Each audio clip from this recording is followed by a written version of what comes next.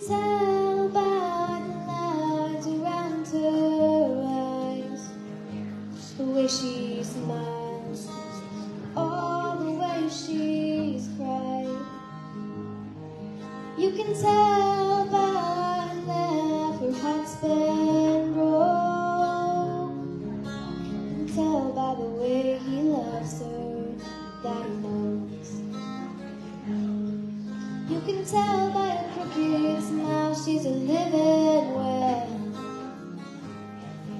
You can tell by her hand she's been through hell. By the look in her eyes, she's been up all night. And you can tell by the way he loves her that it's alright. She says, I like to be free. Freedom of belief. She says, I don't know what I'll do. She says, all you need to know is I love you.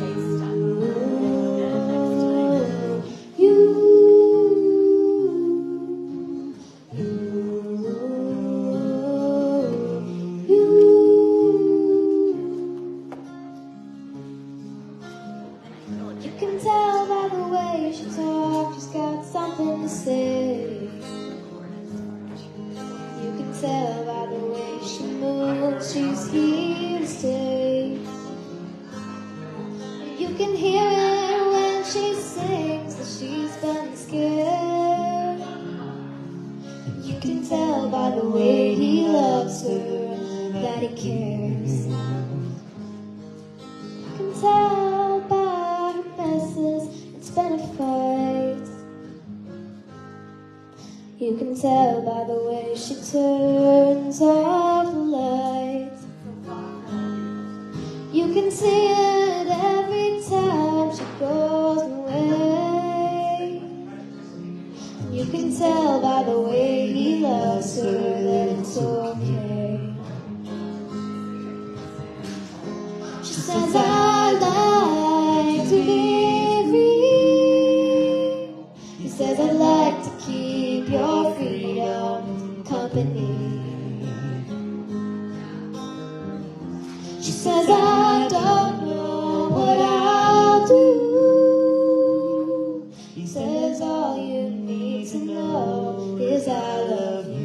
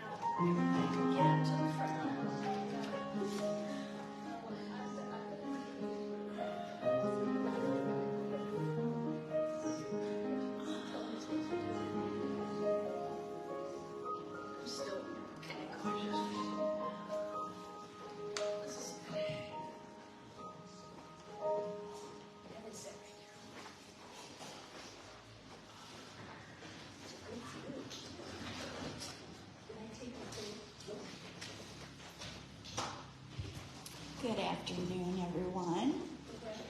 Happy day, happy Mother's Day to everyone. And I think we have a lot of people celebrating today. But you know how fellowship is. You turn around after a few minutes and there's a lot of people. So we'll say that's what's going to happen today. So welcome everyone, and let us begin our service with singing our song, Prayer of the Child of Love. Please stand right on the front of your songbook.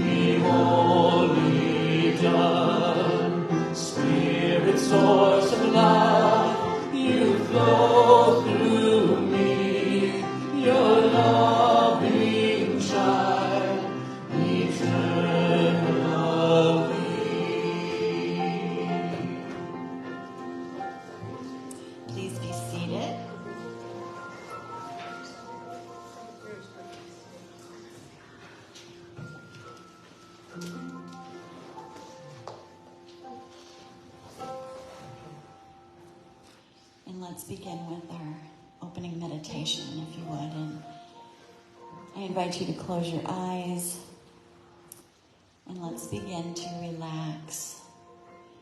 Bring our full selves into this beautiful space. Body, mind, and spirit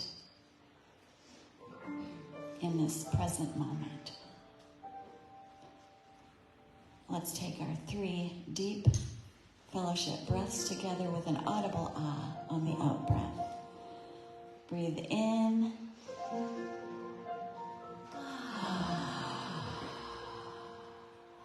Breathe in.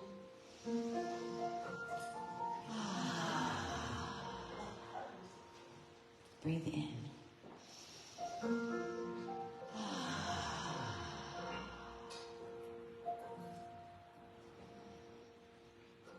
What a lovely release that is for all of us. Today, with gratitude and appreciation, we remember the divine beings who birthed us into our human experience. We extend gratitude to our mothers, our partners,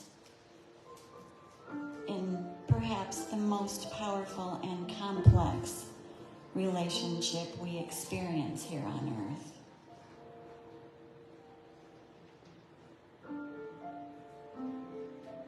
We bring into our hearts our own personal gifts and blessings. Love, trust, forgiveness, empowerment, whatever we can find that's loving in our hearts. we extend our love to our mothers and to ourselves. Mothers, nurturers, caregivers. We bless all beings who have stepped into the role of nurturer and caregiver, all stages, ages, and genders. We bless you and acknowledge your courage, strength, and love. And we open to the divine nurturing energy that you all bring into this world. And together we say, and so it is. Thank you. Now we have some wonderful special music by our new duo, Austin Kaufman and Anara Pearl. Please give them a warm welcome.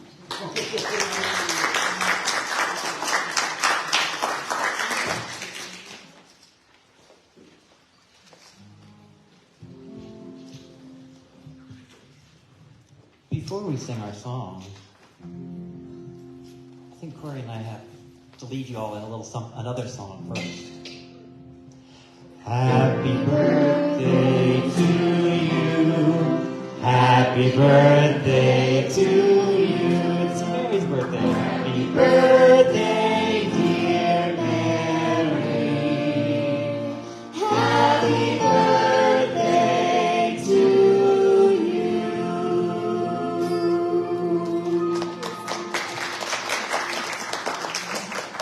Thank you. Thank you. We love you, Mary.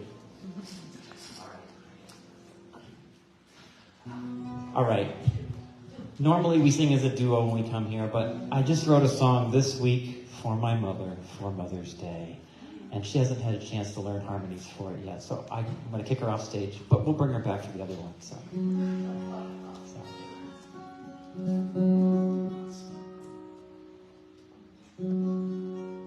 All right. So I happen to have been born on Mother's Day. So it's not my birthday today, mine was Thursday, but in 1976 it was Mother's Day. And so I've always had a special connection with my mom. And so this time of year always reminds me of certain things that bring us together, strawberries and rhubarb and lilacs and planting the garden. And so this song is called The Gardener. It's for my mom.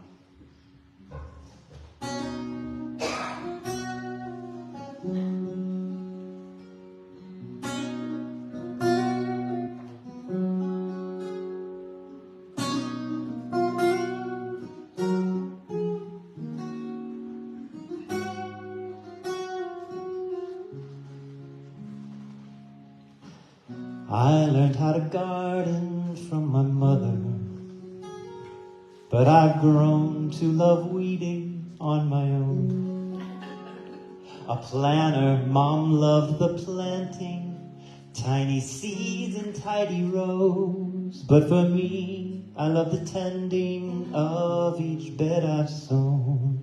Now when I was a child, Mom said this wasn't so, that it was pulling teeth to get me to weed a single row.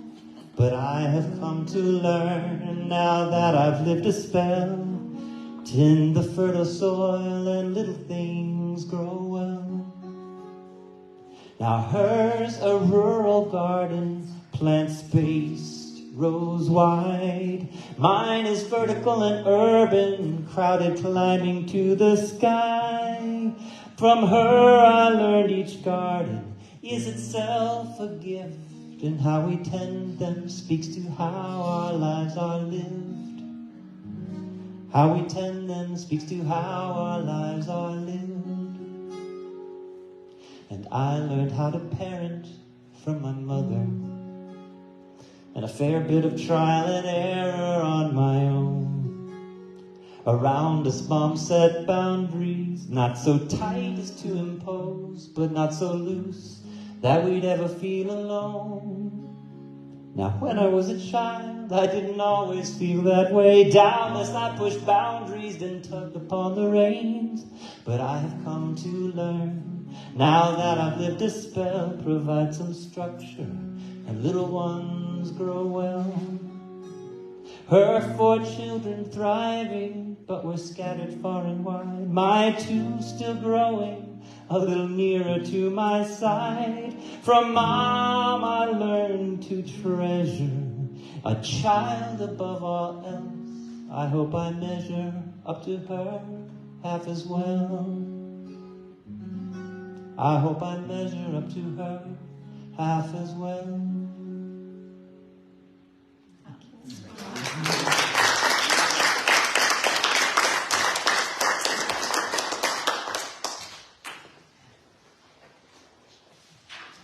Very sweet. We're going to sing a song together, a fellowship song, reminding us of who we are, the essence of our being, and it's on page 1 in your book. So please stand and we'll sing together.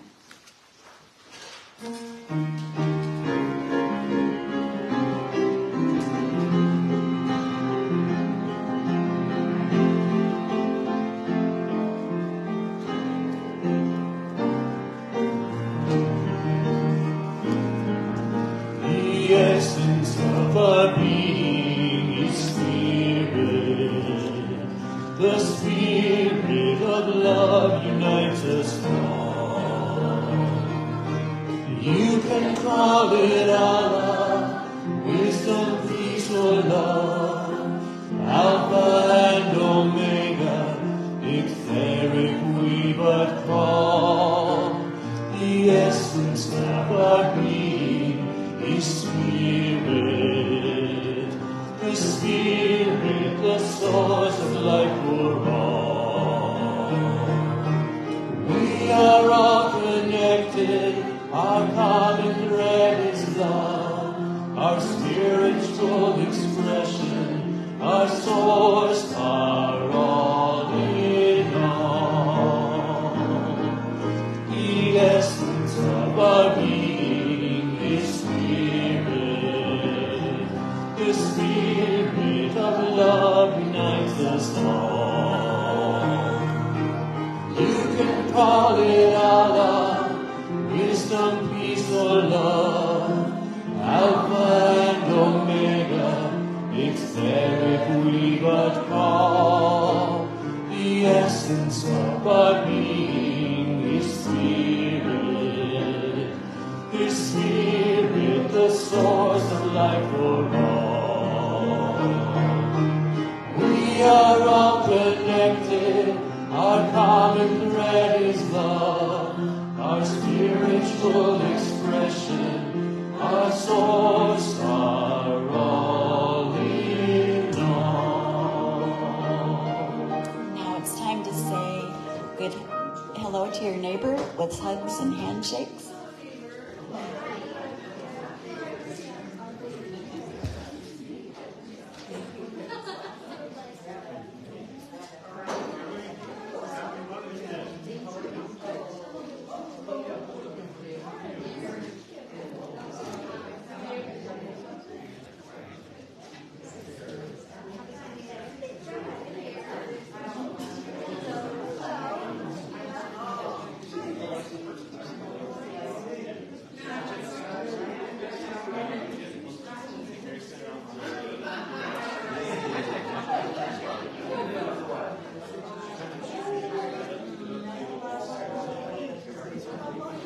I just love that.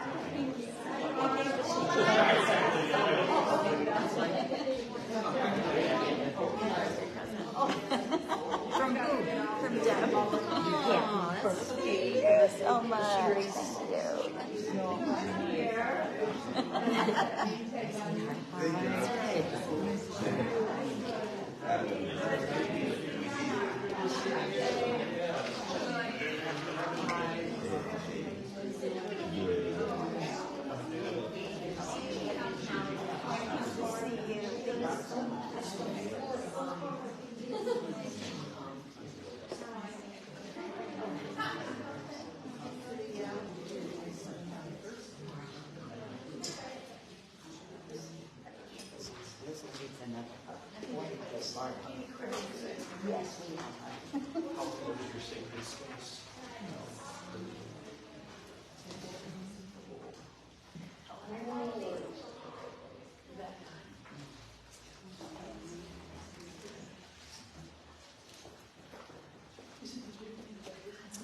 introduce our speaker.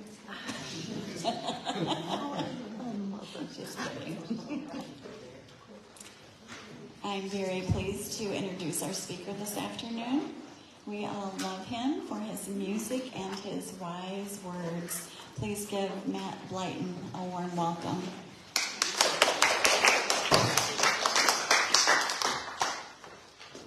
I stalled as long as I could, trying to make sure that I had my ID appropriate.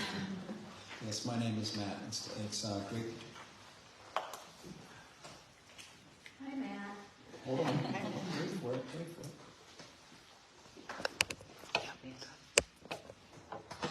Now, yes, my name is Matt. Really glad to be here, and I really appreciate the music in Korea as always. And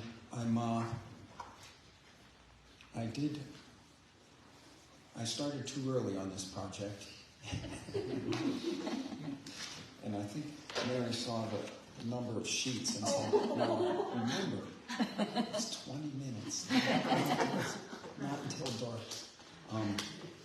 And she asked me what I was going to speak about, and I wasn't clear, and maybe that has something to do with how long it took me. But the topic, when I think about Mother's Day, think about mothers, and probably my mother most of all, because that's the mother I know the best. My wife coming in second place, nice pair. What I think about is the generosity, because and then that turns out to be a tricky word, because it seems to have a lot of depth to it. And I thought I knew what it meant, and I worked on it some. I thought about Mother's Day, but Mother's Day is a little bit murky because it started off as a campaign to support, I guess, the Civil War had made a big mess, and mothers were impacted by watching their sons and daughters die. And there was something about trying to get energy towards fixing what was wrong. And so one of the main proponents, her daughter, tried to follow that up, and then that got murky, and there were sort of other agendas that got in there, and she was upset, and then it seemed like the whole thing wasn't very generous, and generosity. I associate that with the energy of mothering, and maybe, and I think when I was sitting there, I said, well, what would I say if I didn't have to make sense out of this pile in front of me? A part of it would be that my relationship with my father was not so good.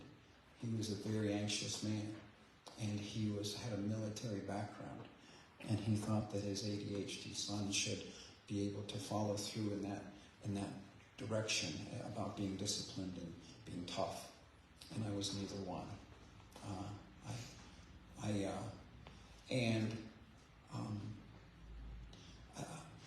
I was talking with my son, who was a doctor in New York City, and he was talking about a book called The Body Remembers, and in the whole sense of me remembering my dad, and then how that was contrasted with my mother.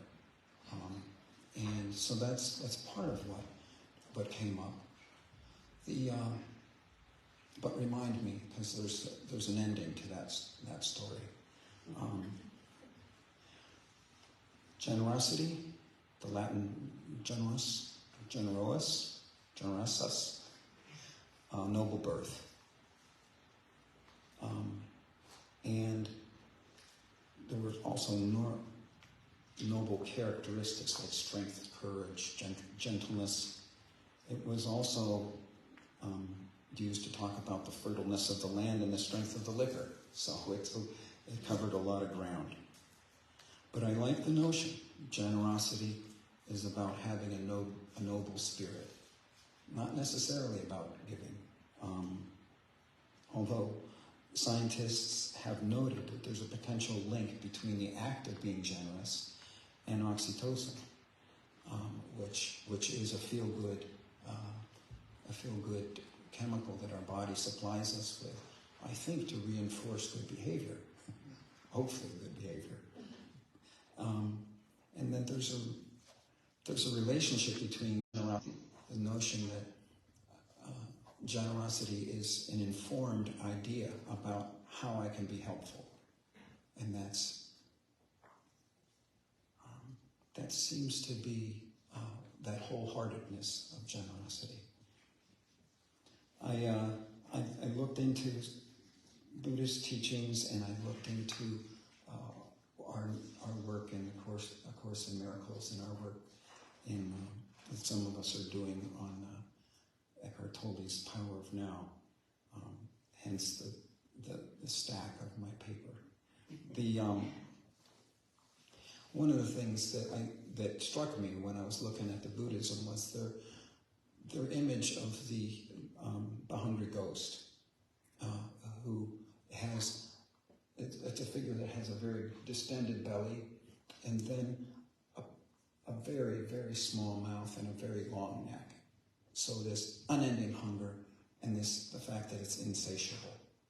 And that just looks like the torture of being, of not being able to get what I need, not being able to get what I want.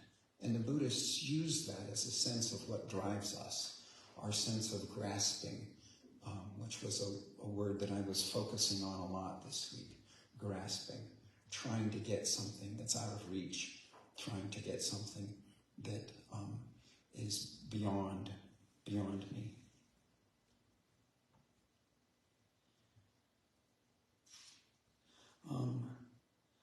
And part of my conclusion was aided by a wise statement from our friend Lucille, who says in her book Contemplations, there's a difference between a challenge and an adventure, and the difference is attitude. And so this notion of grasping, if I have a different attitude so that it's not grasping that I'm trying to get, but move forward in an adventurous sort of way, that this isn't something that it's not a scarcity issue, and I'll get to, again, the main point, but I'm trying to get through my summaries first. The anxiety has been a part of my life as well as my dad's, and there's something like, and also feeling invisible. So hence, of course, I became a performer. And somebody who stands up in front of others and speaks, and then regrets the whole idea.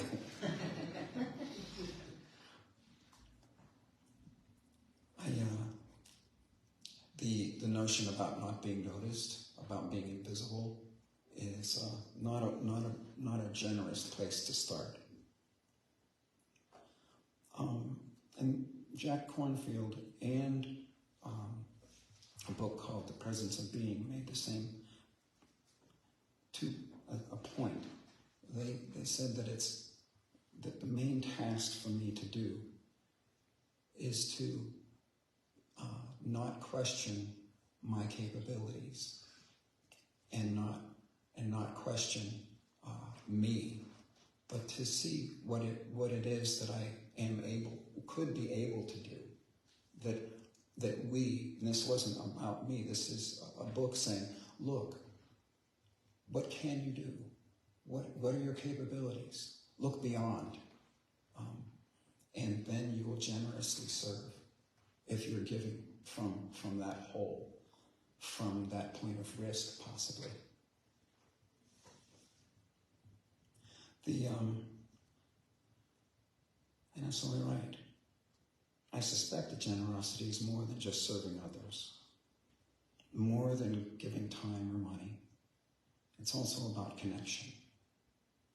And it's hard for me to imagine feeling real connected as I go to serve, because it seems like it's an awkward spot. How will the other person feel if I come bearing gifts? Will they feel? How would I feel if I was in their shoes? But still, the open-heartedness, I think, is the energy for connection.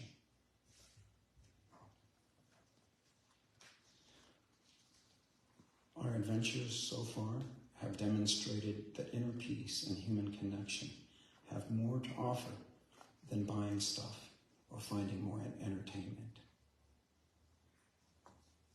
I suspect that generosity is more than a display of magnanimity by making a donation. Generosity may involve an effort or an act that includes a sense of having done something worth doing, something that others can benefit from. Course in Miracles, in the manual for teachers, it confronts this in a little bit different way. It says that if we think that there's an other out there, then I'm already starting at an awkward spot. The Course says that we are one. And that perspective should make giving and receiving a little bit easier to handle if I see that connection, if I feel that connection. The Course teaches us that we can have trust in the world as we learn that the world is not governed by laws of scarcity that the world made up. The Course teaches us that the world is governed by a power that is in us, not of us. This power that keeps all things safe. And through this power, a lived experience of inner abundance, we can look at the world differently and see what the world refers to as a foreign world, a world that we see instead of the real world. If I see a world that's dangerous and scary, that's a foreign world. And unfortunately, we live, and maybe, I don't know if this is any worse than world has ever been, but when I think about 25,000 people dying of hunger and hunger-related diseases every day, almost 30% of global population doesn't have adequate access to food. And when I think of what seems like very outrageous wars, it's a tough time to see the teaching of the Course in Miracles here and then reality here, not there, but our effort. And again, our effort in life, first of all, is to discover how far we are from our highest potential. My potential. Not what is safe, but what is possible.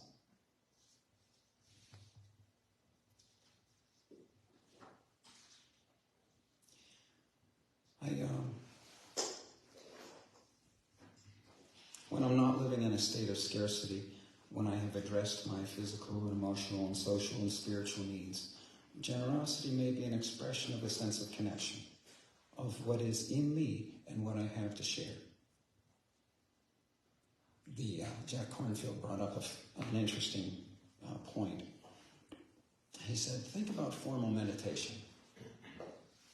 And think about how you feel when you're in that formal meditation, and especially if it's a long one. And he acknowledged that most of us are thinking, when's this going to be over? And it's not a sense of, oh, I'm so glad to be here. And then we hear the bell, and we're free at last. But I think part of his point is that we also work. We work in order to develop ourselves with these practices of meditation, with these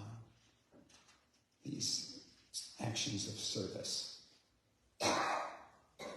I'm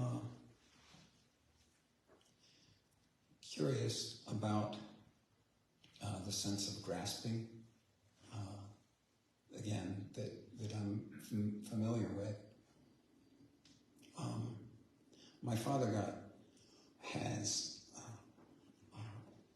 dementia, and his relationship with his beloved wife has changed. And my son and I went to visit my folks, and my son was very clear, and I got to see his doctor-patient skills for the first time, because he turned out to have this ability to talk with my dad, and we were our job was to negotiate. What did my dad want? A part of the family wanted to get my dad in shape, and and had an agenda, and a part of the family says, what does this man who's struggling with something that he's never had before, what does he want? And my son was very skillful in negotiating and how that would all work. And we were talking with a man who doesn't have very much memory, so it was a good exercise. And the ideas were good, that he would work on his leg strength and work on his balance, and that he said that he wanted to stand up straight.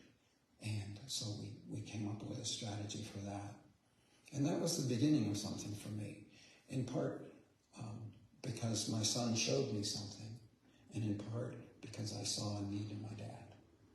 I started calling my dad every day at 10 o'clock, or five days a week. And when I was 18,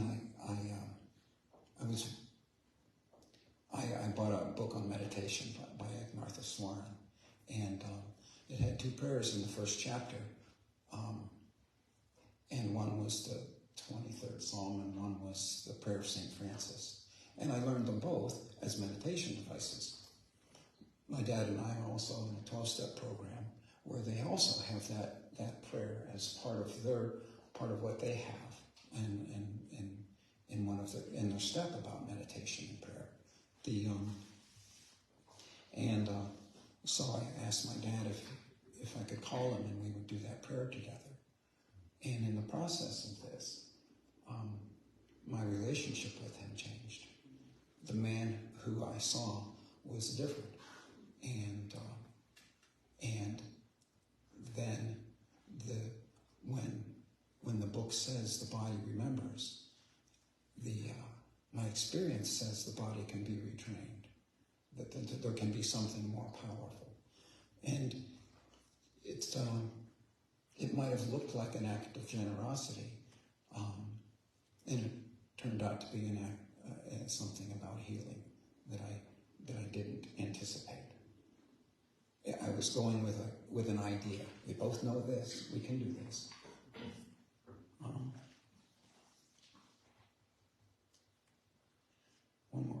One more thought. Some of us are reading Eckhart Tolle's book, and he says, "This is the only true liberation. We can take the first step now. Start by listening to the voice inside your head as often as you can. Pay attention to any repetitive thought patterns, those old gramophone records that have been playing in our heads, perhaps for many years. This is what Tolle talks about, the watching the thinker, or the mess maker, but it could be thinker. And it's another way to say, listen to the voice in your head and be there as the witnessing presence. And with that, I have the possibility to hear things and not follow them, and spend more time working on connection instead of safety.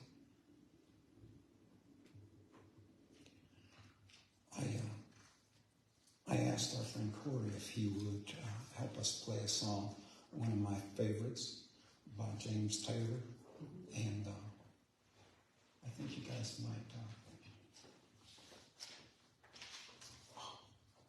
One more quote, I promise. Last one. William Blake.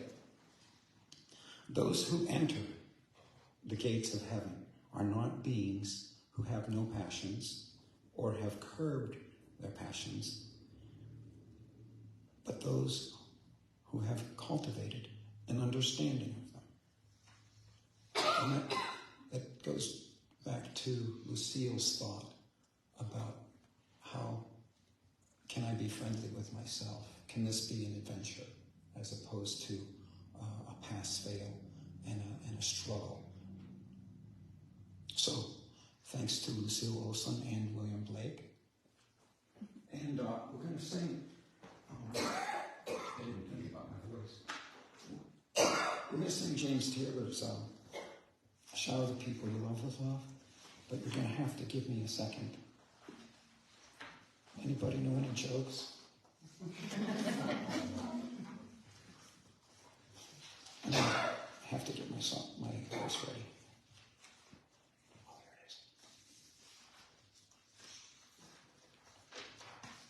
it is. Unless you guys want to sing really loud. How about that? That sounds like a I'm sitting by professionals right in front of me. We'll see. Let's try it, Corey.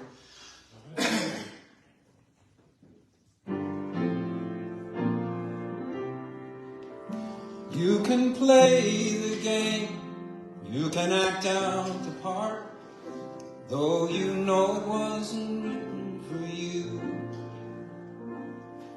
Tell me, how can you sit there with your broken heart, ashamed to play the fool? One thing can lead to another, doesn't take any sacrifice. Oh, father and mother, sister and brother, if it feels nice, don't think twice. Just shower the people you love with love. Show them the way that you feel. Things are gonna work out fine if we only will.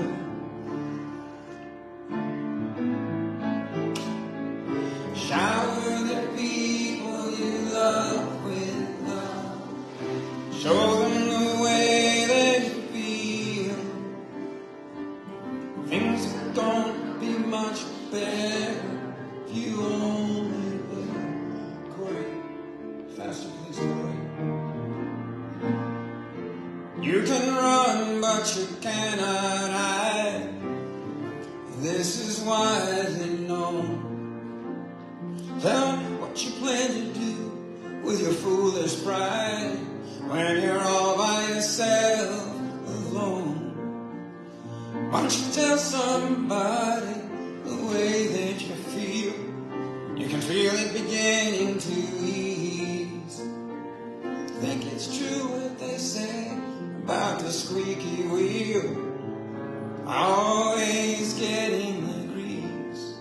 Why don't we follow the people we love with love? Show them the way that you feel. Things gonna work out fine if we only will. Last one. Shower the people we love with love. Show them the way that you feel.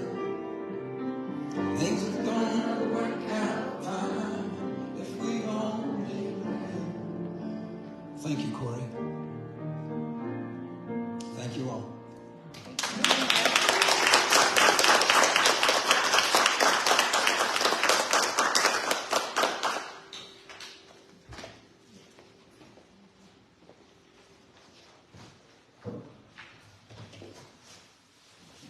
Thank you, Matt. That was really, really wonderful and a perfect message for today, because I like the word you used, murky, because these days that we celebrate Mother's and Father's Day are murky for so many. And There are as many kinds of and experiences of relationships as there are beings on this planet. And the one thing that we know that we can do is love. So thank you. Thank you. So this is the time in our service when we do stop and fill our hearts with gratitude and thankfulness for all of our blessings and gifts. So many in our lives. If we focus on that and see that we are loved. And for all of your generosity, the fellowship thanks you, and we all thank you. Richard will bring around the basket today. Surprise, Richard. And as he's coming around, let's envision the fellowship as a thriving and flourishing spiritual community. And let's be so appreciative of all the love in this room.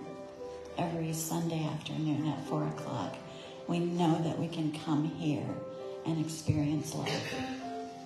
And as he's passing around the basket, we'll sing together, I Am Grateful. Grateful, I am grateful. Grateful, I am grateful. Grateful, I am grateful. Grateful, I am grateful.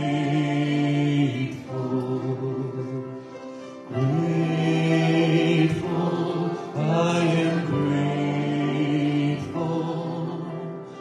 Grateful, I am grateful. Grateful, I am grateful. Grateful, I am grateful. Grateful, I am grateful. Grateful, I am grateful. Grateful, I am grateful.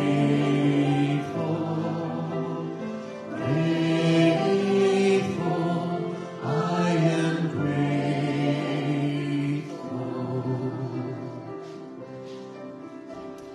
And I invite you to all read with me the blessing of our tithes and offerings on the front of your bulletin. The light of divine love shines eternally, blessing and multiplying our tithes and offerings. I joyously give, knowing I always have enough to share and to spare. And let's take another important moment to maybe close our eyes again and go within as we remember all of those listed in the prayer cards today in this basket and extend our love to them. To all of them, may you find peace, health, and safety. And let us also extend our love to everyone in this room and everyone on this beautiful planet of ours. And together we say, and so it is. Thank you. And we have another, not dangling, Austin Kaufman and Anara Pearl song.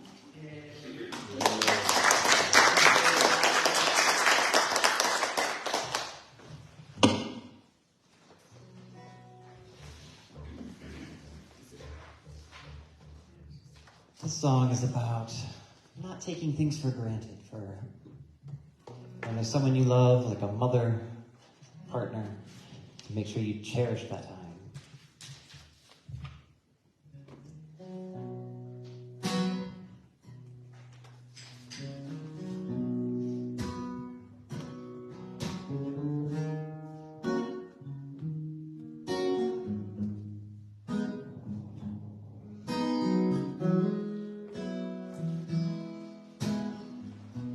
Find myself dreaming of silver and gold, like a scene from a movie that every broken heart knows.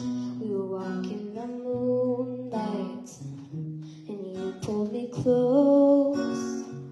Split second, and you disappeared, and then I was all alone. I woke up in tears with you by my side, breath of relief, and I realized no one I promised tomorrow. So I'm gonna love you like I'm gonna lose you. I'm gonna hold you like I'm saying goodbye. Wherever we're standing, I won't take you for granted, 'cause we'll never know when we'll run out of time.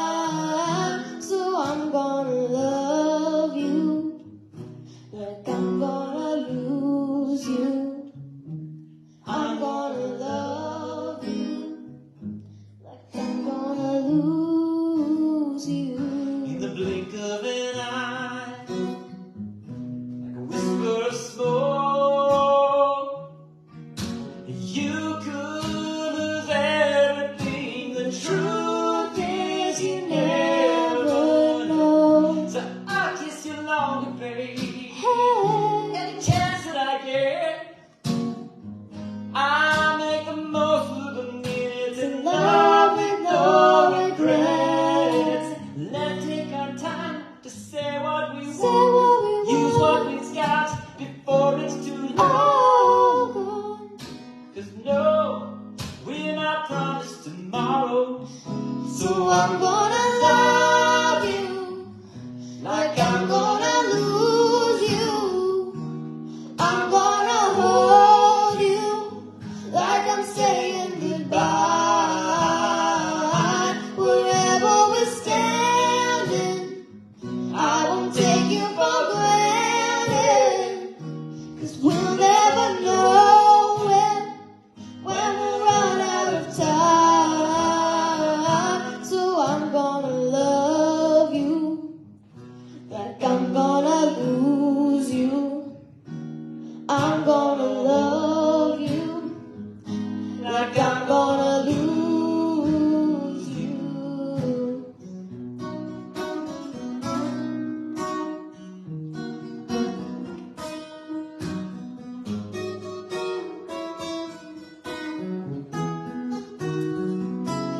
I'm gonna love you like I'm gonna lose you.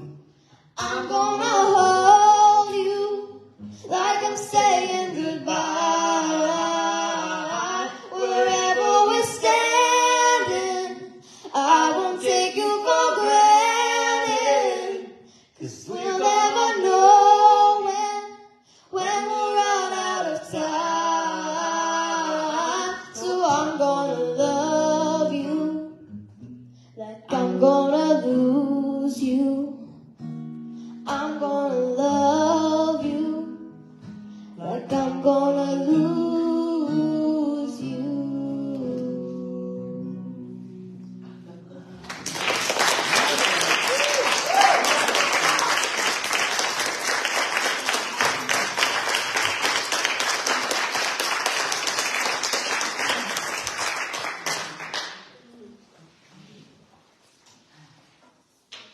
What a wonderful service. Thank you. Thank you to Corey, and thank you to Nara Pearl and Austin for your beautiful music. Thank you, Matt, for your thoughtful message. Thank you so much. Thank you, all of you, for being here. Virtual watchers, too. Thank you for the wonderful wishes and birthday wishes, and I appreciate you all so much and love you all so much. And I also want to bring to your attention that we have these beautiful new name tags, and they were very lovingly made by our Marty back here. Do you want to raise your hand, Marty? Thank you so much.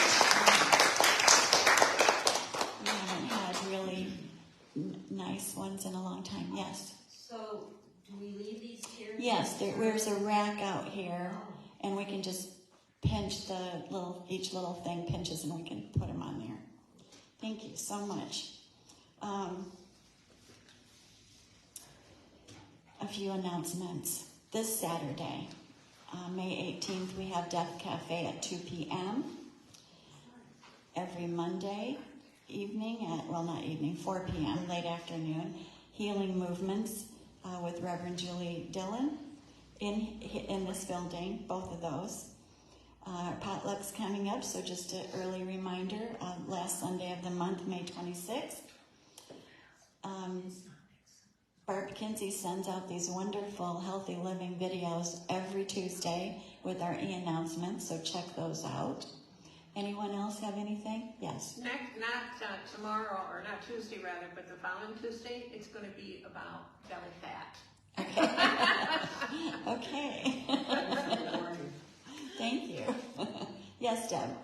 Would you tell them about our yard sale coming up? Yes, thank you so much. And it's the 7th and 8th, I believe, of June. Deb Plicht has offered to let us have a yard sale at her house. They have a big Wakusta yard sale throughout the town and her subdivision. And so we're going to make it a fellowship fundraiser. So our thought is that we're going to focus on women's clothing, scarves, shoes, purses, decor, accessories, and we're going to really advertise it as well as we possibly can and really keep the prices as low as possible to allow a lot of people to take advantage of that.